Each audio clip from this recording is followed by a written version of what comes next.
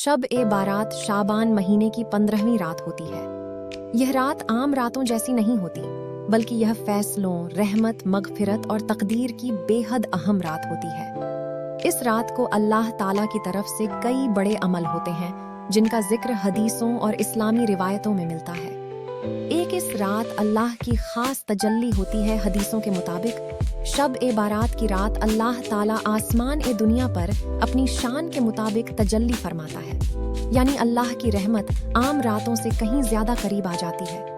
अल्लाह फरमाता है, कोई है जो मुझसे माफी मांगे, कोई है जो रिस्क मांगे, कोई है जो परेशानी से निजात चाहता हो। इस रात दुआओं के दरवाजे खुले होते हैं, 2 पूरे साल की तकदीर लिखी जाती है। इस रात अगले 1 साल तक के अहम फैसले लिखे जाते हैं, जैसे कौन जिंदा रहेगा और कौन इस दुनिया से जाएगा, किसे कितना रिस्क मिलेगा, कौन बीमार होगा और कौन शिफा पाएगा, किस पर मुसीबत आएगी और किस पर रहमत।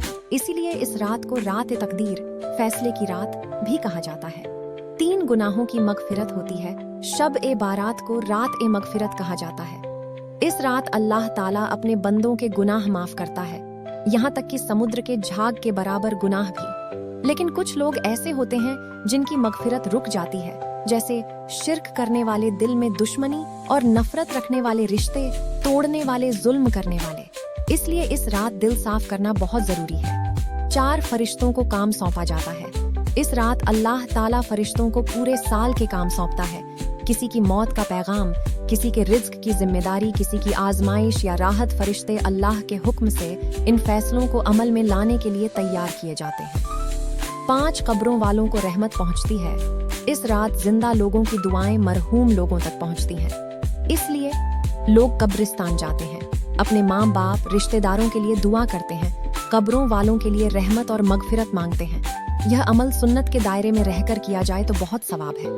6 इबादत का सवाब कई गुना बढ़ जाता है इस रात। नफल नमाज, कुरान की तिलावत, दुरूद शरीफ, इस्तिगफार का सवाब आम दिनों से कई गुना ज्यादा मिलता है।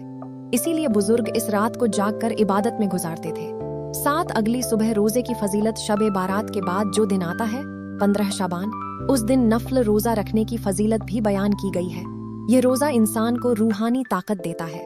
8 इस रात का असली पैगाम। शब ए बारात हमें सिखाती है कि अल्लाह की रहमत से मायूस न हो।